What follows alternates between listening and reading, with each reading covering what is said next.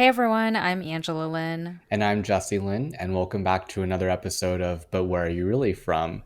This week, we're turning 100, baby. It is the Woo! centennial episode of our You're like, it's podcast. been 100 years of this It's podcast. been 84 years.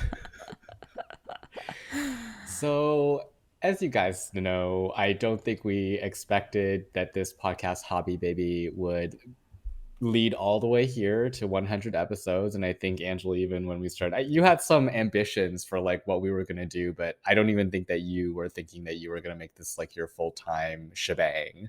Definitely not at the So start, yeah. no. So now that we're here, we've discussed like so many different topics.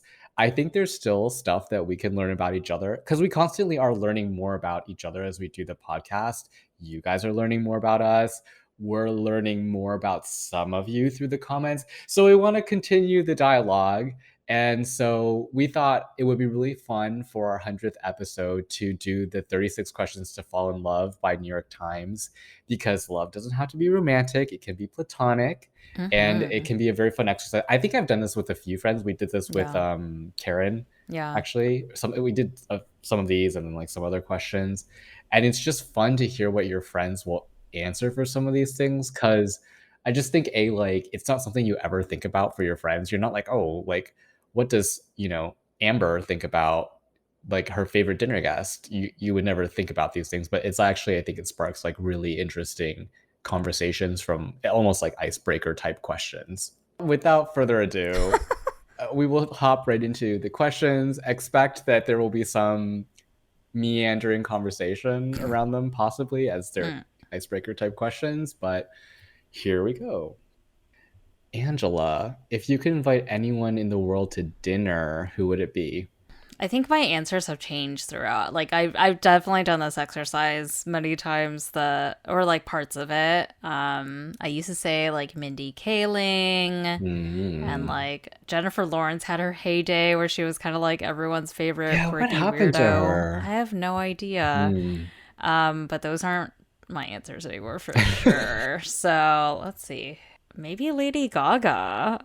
Cause she's a Work. fucking like She force is. of She's nature. amazing. Yeah.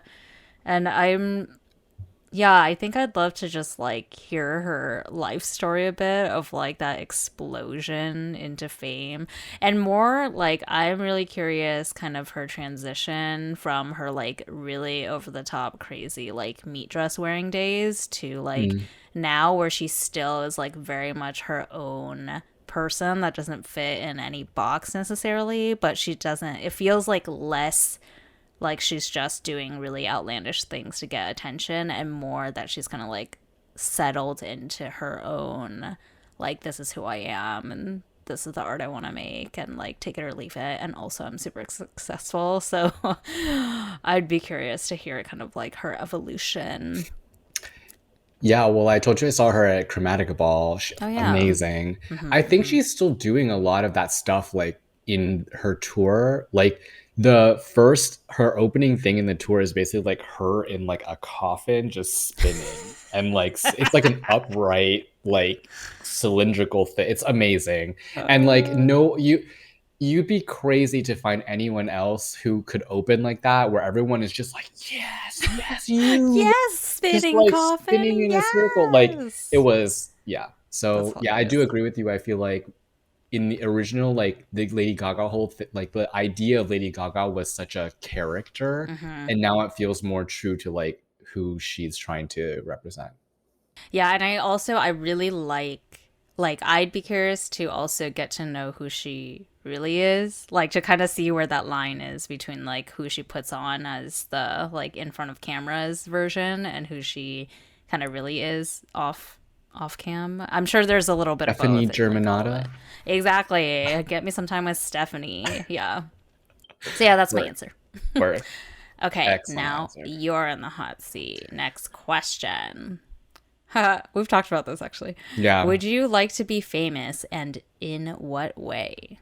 I think I would like to be mid-tier famous, meaning that like some people will recognize me and it'll be like chill and fun, but not like crazy and outrageous. So I'm thinking like Bowen Yang level success, where I think like most people will recognize him, but he's not like so famous that people are immediately swarming him.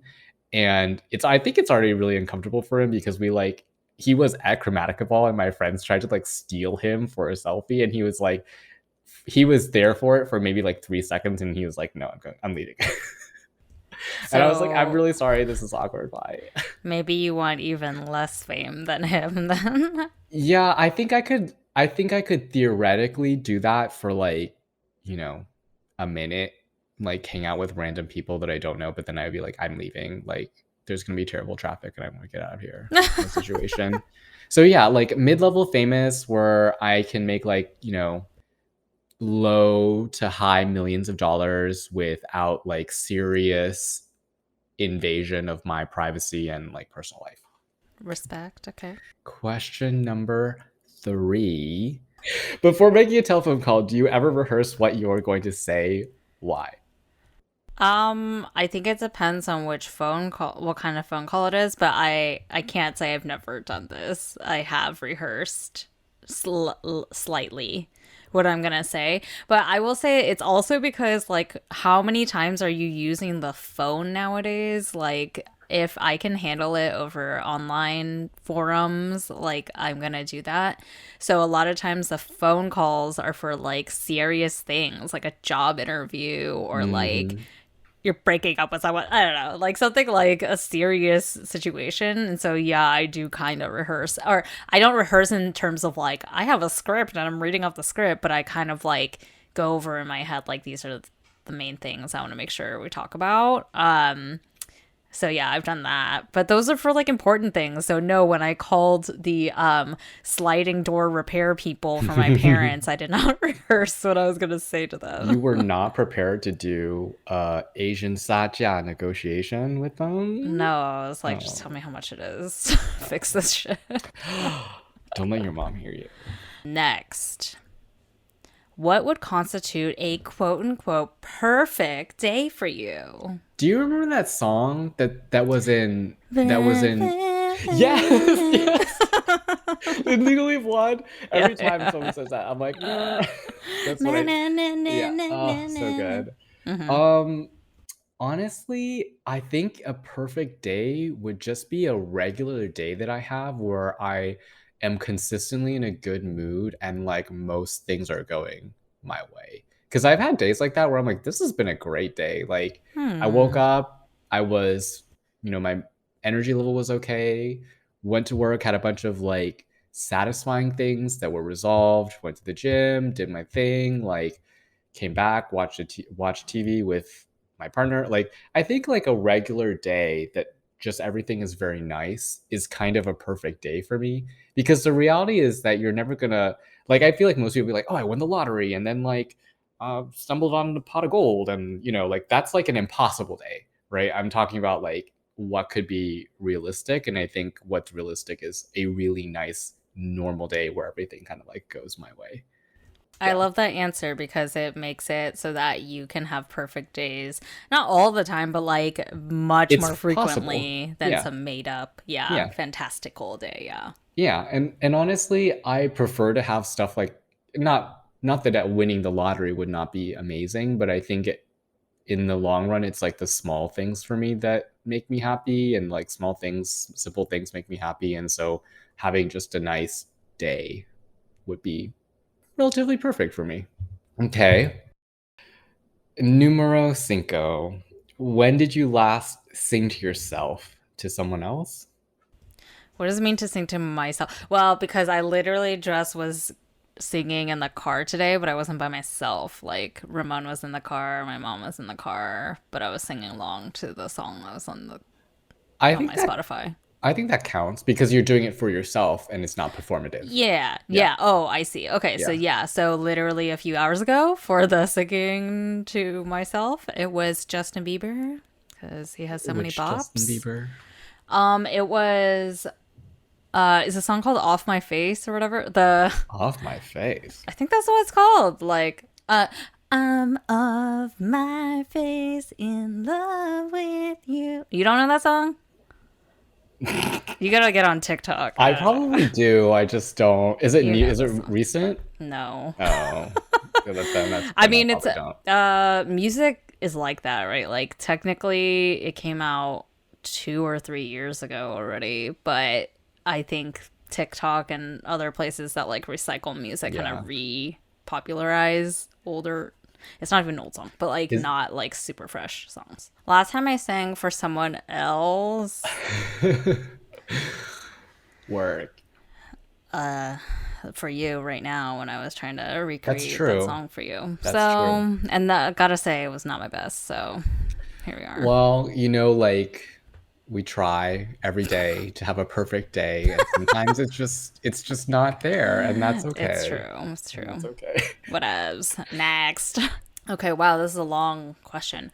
Okay, if you were able to live to the age of 90 and retain either the mind or body of a 30-year-old for the last 60 years of your life, which would you? Oh, I see. Okay, that was confusing. I was like, you're gonna live to 150, or no? It's saying that when you hit 30, you will either, for the next 60 years till you die at 90, retain the mind or body of your current 30-year-old state. I think I would pick the body.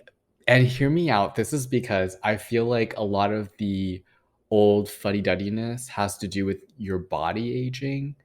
And so like, and you can't experience as much, but I feel like a lot of old people are still they're still quite lucid. Like there's nothing wrong with their mental capabilities, but your physical capabilities are not there. So I think I would take the physical part of it, because I think that at that particular age I would still have enough mental faculty to do all of the things that I need to do, but I would prefer to be able to do all the things that I need to do with a 30-year-old body. Interesting. Yes. Okay. I know we're not doing everyone Yes. answers every question, but I would actually do the opposite because I think I've seen enough people, not at 90, but like just like well past my parents' age, for example, that are actually like fairly ripped. It's like if you want to keep your body in like tip top shape, That's it will never true. be a 30-year-old's body, but it can be like decades younger than what the average age person for like an older person would be if you're like actually eating really healthy and like hitting the gym all the time versus like, for example, you can't prevent dementia or like That's true. Alzheimer's and that kind of stuff if your mind is going. Well, I'm hedging a bet about this whole body health situation, where it's like if you have a healthy body, then you have a healthy mind, and da da da da da da da. So Okay, okay, okay. that's where I stand with that particular question. Do you have do you have a secret hunch about how you will die? No. I don't. I think we have done this question before. No, I don't have any secret hunch. And I Mm, feel like when people say they do, it's not that they have a hunch. They just have like an extreme fear about like a certain way of dying. So then they're like, mm. I don't know. I think I'm just gonna get hit by a car or something like that. No, I don't have a secret hunch. Like obviously, my hope is that I just like fall asleep and I die of old age. You know. So no. Okay. Next. Name three things you and your partner appear to have in common. That is a Up here. Oh weirdly my gosh. phrased Um, sentence. we're both men. We both have hair, Yeah, what the hell is this? and we're both somewhere around 5'7". Okay, how about name three things you and your partner have in common? No, I know what this is. It's more like, I think it's the question is kind of like, if people knew you as a couple, what would they say? Like, you guys Oh, are I see. I see. similar qualities. I think we both enjoy meeting and socializing with new people. We both Oh, have okay. introvert, like, energy recharging needs. They're Okay. a little bit different, but I think all of our friends would say, like, yeah, you guys both sometimes just are like, nope, not going to be there. We need to like recharge. And I think that we both care about each other a lot. Number nine, for what in your life do you feel most grateful? There's a lot of things to be grateful for, I think. But I'll go warm and squishy too, and I'll say Ramon because Oh, of all the. I think a lot of like my push towards self growth and like being more open minded towards trying different things and like exploring the world and like doing a lot of that stuff came from meeting him. So yeah, I'll say having him in my life, which is warm and squishy. that's very nice. Yes. Okay, next. If you could change anything about the way you were raised, wow, this is a loaded question. What would it be? Mama, money. Give me Oh, the really? money. No, no, no. I I honestly like it's hard to say because I think hindsight is 2020 and I'm very satisfied more or less with where I am. So to go back and say I want to change something means that that might move my life path away from where I am. But I would say probably the thing that I was most lacking as a kid, I would probably like say I would have loved it if my dad was more involved in my life and just like more forward with the relationship he wanted to pursue with me. And I think that that's just it's a function of how he was raised where my grandfather was not necessarily like the most connected. So I think that he had a lot of trouble fostering that relationship because he had no model, right? Like we talk a lot about like you can't be what you can't see. And so I think for him there's a big challenge where he may not necessarily know how to build a relationship with me. And actually last time my mom or my parents were just here like a week or so ago and my mom was like, you should call your dad more. Like he asked about you a lot. But then he just asked me to call you and and talk to you Aww. about it. And I was like, he could call me like so I'm trying to be more active in calling them like at least both of them like once a week and like ask them how they're doing and like what's new with their lives because I think that it's a little bit of a struggle for him to kind of like do that and I'm more or less shameless now so I can do that. Aw. Oh, so much warm and squishy going Right? on. Who Hmm. knew? 11. Take 4 minutes and tell your partner your life story in as much detail as possible. Well, you're not my partner, so, Can but I you could just tell me tell your life you? story. Can I just tell you that this question gives me so much PTSD because in business school, the Elevator pitch. number of times you have to essentially say your entire fucking life story, but like mostly career related, but essentially your life story in various versions of time limits is so traumatizing to me. It was like you need to have a I think the longest they gave you was like a 2 minute version. So you need to have a 2 minute version, a 1 minute version, a 30-second version, and a like TLDR essentially like because a lot of times people ask like is there anything else I should know about you or like what makes you different as like the last question in an interview or Mm. whatever and it needs to be just kind of like a one liner. So there's just like so many versions of this and it like gave me so much stress because I was like, so my I'm supposed to distill my entire like being and my entire sense of value as a human into 2 minutes, 1 minute, 30 seconds, and one sentence essentially. Okay. If you could wake up tomorrow having gained any one quality or ability, what would it be? Oh my god. Oh, maybe I'll do something that's like sexual. So I am not a versatile person. I do not play the versatile team. Not really. I'm mostly a top, but I think bottoms have a lot of fun, and I wish I was more versatile. So that would be my thing. It's What like would having that Big entail? Mac. Flexibility or I just feel like a verse person like really enjoys being the top and also really enjoys being the bottom. oh, Like I see, I see. they gain equal pleasure from doing both things. Got it, got it, got it. That's Okay. not me. Sorry, Okay. TMI warning. We've talked a lot That's true. about everything on this show, so. If a crystal ball could tell you the truth about yourself, your life, the future, or anything else, what would you want to know? See, that's funny because I literally already do all these. I do many things to divine these things Yes. already for myself. So I'm good. I will say I'm good because also I don't want to. I think I've figured out a lot of things recently with like we've had like, I've done like the psychedelic journeys. I meditate now. I did the hypnosis regression stuff. Hmm. And I do have another psychedelic journey coming up in the next like month and a half. So I will not divulge. But also, I also don't think it's anything like huge. I think I just want like a little bit more clarity on like my life and like kind of any big signs I'm missing. Mm. But I feel like I'm good on the whole magic crystal ball thing because I've already done a lot of that, figuring out shit for myself through all these other methods. And I also think it's more worth it to do it that way because than like a crystal ball as the example, Hmm. because you work to get the answers. Yeah. Like you're like doing self work essentially to figure it out. So it feels more, meaningful that way.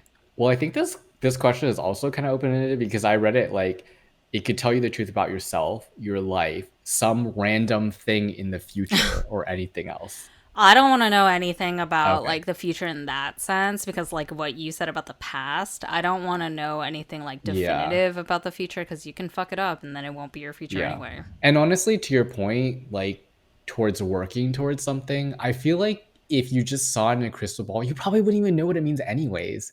Like if I shook the crystal ball and like let's assume that I was born in like 1960 or something. If I shook the crystal ball in 1980 and it said 9/11, I'll be like, "What's this? I don't know what this is." That's So true. it, like for the most part, it probably wouldn't mean that much to you. Yeah. Yeah.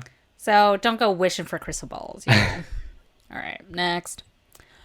Is there something that you've dreamed of doing for a long time? Why haven't you done it? Okay. Dreamed of doing for a long time. I I really want to work abroad somewhere, like not in the US, because I just think it would be so interesting to see what that experience is like. And I've had it secondhand from other people who've worked in different areas and like, oh, it's like this and the culture's like this. But I think it's just like a separate thing to experience it overall and just be really integrated into like wherever you're working, because let's face it, we spend like a lot of our working time or a lot of our waking hours working. So I think it would be really cool to have that kind of experience. Why haven't I done it? Laziness and opportunity. I think that I mean, I also just bought this apartment. So I don't know, I'm at this place in my life where I'm starting to feel a little bit more settled, and this is the kind of thing that I is more difficult to do when you're settled. But I would still say, like, if the opportunity called, I would try to figure out how to make it work. Like if there was like an opening somewhere and there's like an open casting call for this position, I would be like, yeah, I'll go for it. And then like I'll figure everything out, once I hear back on how that goes. But yeah, I think it would be really cool to work abroad somewhere. Yeah, you've actually mentioned this a couple times in the past, I and seriously was doing it. Like I yeah. was interviewing for this German company. I didn't get it, but like I was like, I'm gonna leave if I get this. Oh, what is the greatest achievement of your life? I feel like a lot of these I'm kind of like, meh. Like, I don't like them as much as I thought I was going to like them.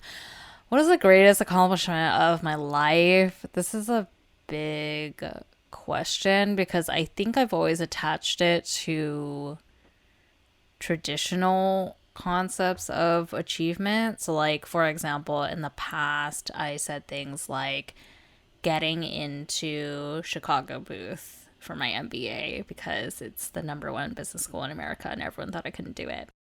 Or then, like, recently wrapping up my corporate career, it was like launching Far Cry 6, the video game, because I fucking did that shit. Like, the like actual launch campaign, the marketing part of it, I was responsible for like a lot of it. So that, but I think greatest accomplishment of my life, it's as I get like more woo woo and like spiritual and shit, and I'm learning more about kind of myself and like my relation to people and my impact with people. I think my greatest accomplishment is continually kind of like connecting with people and hopefully leaving like a positive impact one way or another, because I can like name, for example, like several people in my life that I know that I've like had a really strong positive influence on. Thank you. Jesse's pointing at himself. Or like, they come to me for advice frequently and like stuff like that. And that stuff makes me feel really good because it's intangible, right? And it's like, and I'm not doing it as a job. It's just like, it just feels good to like help people. Mhm. And to know that that's kind of like in me, that it's like a continuing thing, that like more people I meet, there's always like new people that I have those kinds of relationships with. So not a traditional answer, I would say, but I think it's also a reflection of my changing belief in what matters in life. So yeah. I know we're not doing this double question answer thing, but I was gonna say it's me. I'm the greatest achievement in my life. Like honestly, like look at where I was, look at where I am now. Yeah, that's true.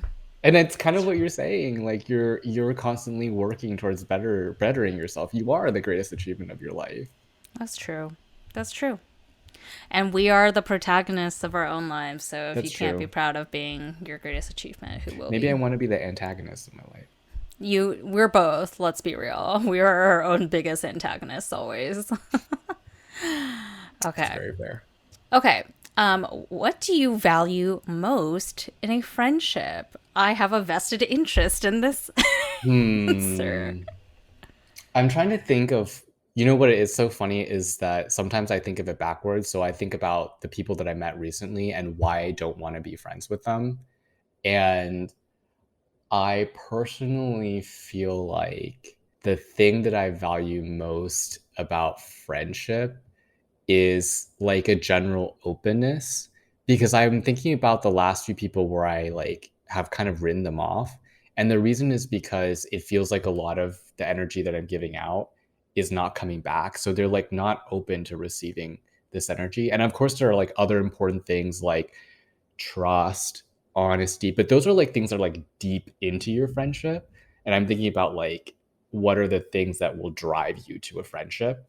And I think openness is like really important, because if you're not, and this is, I feel like this is sometimes a way in the gay community, because everything is so like body conscious and like sexually driven, that some people are iced out because they don't look like they have muscles and a six pack, or they don't look a certain clothing fashiony sense and stuff like that.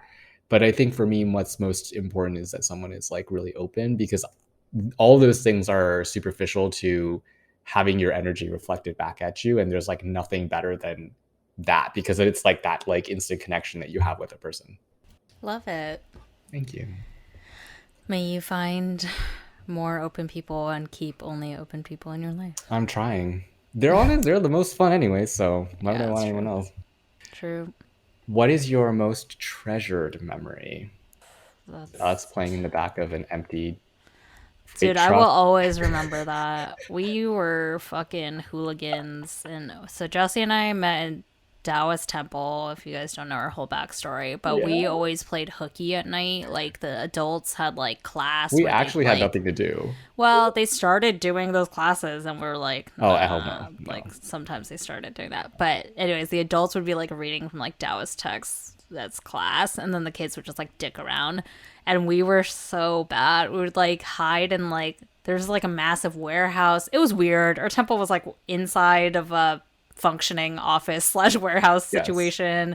So we'd, like, run around there, hide around there. And then there's a parking lot with, like, employees of this business's like trucks and stuff, and we would like crawl into the back trunks of these cars that we don't know the owners of and just like loiter there all night. We were weird. I don't know. No, that's I those are fond memories, but those it's not my most treasured memory. Fair. I don't know. It's kind of is it too, wow, I didn't know I was going to go so woo woo on like all these answers, but it's not a singular one, but I will say I think every time I come out of a psychedelic journey or some other like self inward introspection journey, because like the hypnosis, for example, there were no drugs involved. that feeling I get when I come out is so special and kind of like indescribable because it's weird because you're kind of bridging two worlds. You're kind of coming out of this like otherworldly experience back into like your normal physical life. And then also coming back, though, kind of stronger in a way, like spiritually, emotionally, mentally, because you like know more about yourself or like your situation or have more guidance. So that kind of mental and emotional state that I have right after coming out of one of these like introspective journeys, but not a specific one. I'd say like all of them kind of equally have those feelings. Nice. Nice. I think that's a fair answer. Yeah. Going full woo. Okay. Oh, haha. Well, you get the fun opposite. What is your most terrible memory? What is my most terrible memory? I feel like I have this like eternal sunshine of the spotless mind thing where I like delete bad memories because they're just like bad and I'm like I don't really want to deal with this. Oh my god, I should have said this to be oh my gosh. So I already told you the story and like most of my friends, but when I was at EDC this past year, I did like too much acid and I was like stuck in like the dark place and I don't know what happened. Like, I don't know if it was like the music that led me there or just like I was already kind of like in a bad headspace, but I ended up like confronting this like manifestation of my sadness or like my depression. And it was just this like enormous like wall of like emanating sadness. And I was like, oh my God, this is like so much. I was like, I didn't know that this was like sitting inside of me, like freaked me out. I was like, oh my God, am I like really fucking like depressed?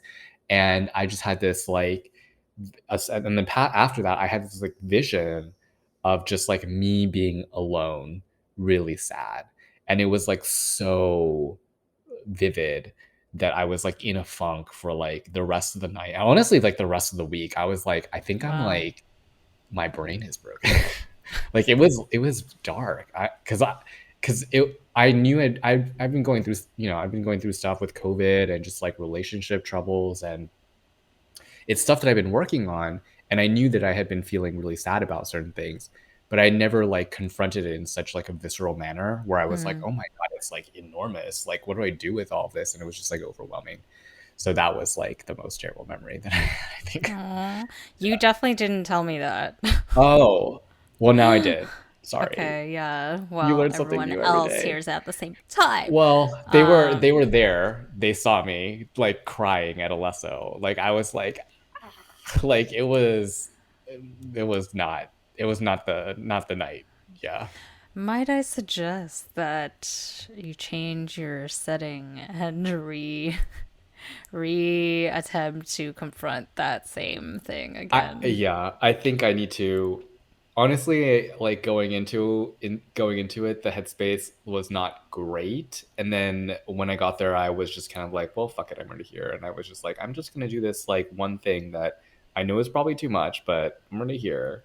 So, I'll make better choices next year. No, I did. Well, I also just literally mean like because we've talked about that we use psychedelics differently, Yeah. but what you described sounds horrifying, but also sounds pretty common in terms of like something you might encounter when you do it for like a therapeutic purpose. And in Mhm. that setting, you would just embrace it and kind of try to push through and be like, what am I trying to learn here? And like, what you got, wall? Like, what you know? Yeah, I think that definitely would have helped. I did push through, but it was just kind of like I'm just gonna like live outside of this kind of situation to make myself like functional. Oh boy. Well, okay. Anyways, Almost I'm there. sorry you Almost went through that. it's okay. It was me being dumb anyways. So I was like, of course, like and it's stupid too because I tell everyone like if you're not in a good place, don't do it. And I'm like, guess who did that? Me. it happens. All right, almost at numero 20, numero 19. If you knew that in 1 year you would die suddenly, would you change anything about the way you are now living? and why? I mean, so many woo woo things. I think it's just all the things that we know we're supposed to do, actually do them. And by that, I mean specifically, especially like spending time with and expressing love towards your loved ones as much as possible. Because if you really only have 1 year left, that's like all you got. So, what's more important than like spending it with those people? It sounds kind of silly because my mind immediately went to like, oh, actually, like get into a fitness routine, and it's like ironic because it'd be like, well, you're dying in 1 year, because some other people would say like I'd eat like whatever the fuck I want because I know that I'm gonna die either way. Yeah. But for me, I think I'd rather try to optimize like the time I have left to feel as good as Yeah. possible. So yeah, those two things. Yeah. Spend as much time as possible with loved ones. Stay in shape. I think that makes sense, making use of your time by staying healthy. Yeah, Yeah. yeah. Until I reincarnate again. What'll it be this time? I don't know. All right, last question. We're only going through 20 because it was too many. It's Time, 36 time. total. We don't have time for that. But Yeah. also, 20 feels like the right place to end because it's 100. So, it's like, Even numbers. Yeah, yeah, yeah, blah, blahs. Okay, just scale it up, as they say. scale it up. Okay, Jesse, no pressure. Last question.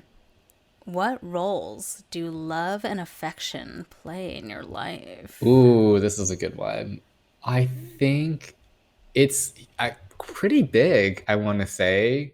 I, over the last few years, have been thinking about more intentionally like relationships, particularly my primary relationship, but also like how other relationships can play out. And it's always been a little bit difficult for me to navigate this whole like friends, then like friends with benefits, then your like primary relationship, and then like potentially like other like relationship type things between that and like friends with benefits. And so I think love and affection are quite important because I seek all of I seek these things in all of the people that I know. And I think that people will say like, oh well, like you're not looking for love from like your friends per se. And I'm like, of course I am. Like, of course I'm looking for love from my friends. Like it's not romantic love necessarily, but I'm looking for like that kind of deep, the Yeah. kind of like rooted connection where you got each other's backs and there's this Yeah. like connection, and you can have like your inside jokes and you just feel really good with this person. These are all like facets of what I think people Mm-hmm. think love are. And obviously, I also seek affection from my friends. And I think it's funny because we also do it really differently, where I have a group of friends where I just like shit on them all the time. And that's like the way that we do it. And we love it. So, yeah, I think it's huge because all of the relationships I cultivate, that's what I'm looking for. I'm looking for love and I'm looking for affection. Love Yeah. it. And yeah, I like that you kind of delineated that affection can come in many different forms, And including love. shitting on people. Yeah. Yeah, Yeah. yeah. We It's talked the whole thing whatever about, works. yeah, Asian dad cutting you fruit. That's love. Asian mom too. Asian Asian parents in mom. general. Yeah, Yeah. Yeah. yeah. Fruit, you'll never get that apology, but you will get some You will cut get the fruit, cut fruit. y'all. Okay, well, we learned a lot about each other, I think. And although I think a lot of it we knew a good The answers portion, have but changed, I think, which is interesting to yeah. see. Yeah. That's true. That's true. Well, yeah. So happy 100 episodes to us 100. and to all you who've been listening throughout this with us. Um, let's see. How did we want to close this? It was, are we in love yet? Oh, yeah. Are we in love? I think we've been in love for a We've while. been in love with each other for Love you. 30 Oh, years. don't say it, No. girls. 26 30 years. something years? I'm Yeah, I was only like 31. 30. Are we like 50 years old? No. Yeah. 26 years? Yeah. 26 years. Yeah. Oh my That's God. correct. We're a whole millennial's worth of love because that's even older than Gen Z or duration of our friendship. A whole 26 a is whole a millennial millennials? still, Oh, okay, okay, okay, I see. Yeah. not Gen Z. Well, looking forward to another 26 years. God, what will Oh it my be in 26 God. years? Yeah, we will live that long and hopefully No, much we will more live than that long. that. Another Yeah, yeah, 26 yeah. years, that's like nothing, girl. I know, right? Okay, well, anyways, let's see. How about you guys either let us know what was the most surprising answer that one of us gave, or maybe drop a question you want to know about us. Maybe we'll decide whether or not we want to answer you, but we can go with that too, because these are just prompts that we got from the New Yeah. York Times thing. Oh, But we're as you know, we're relatively open, or else we yes. wouldn't have a whole podcast about our lives and our Yeah. identities and blah, blah, blah. Yeah. So yeah. Well, thank you for tuning in. And as always, join us next week for a fresh new episode. And until then, 再见, 再见, bitches. bitches.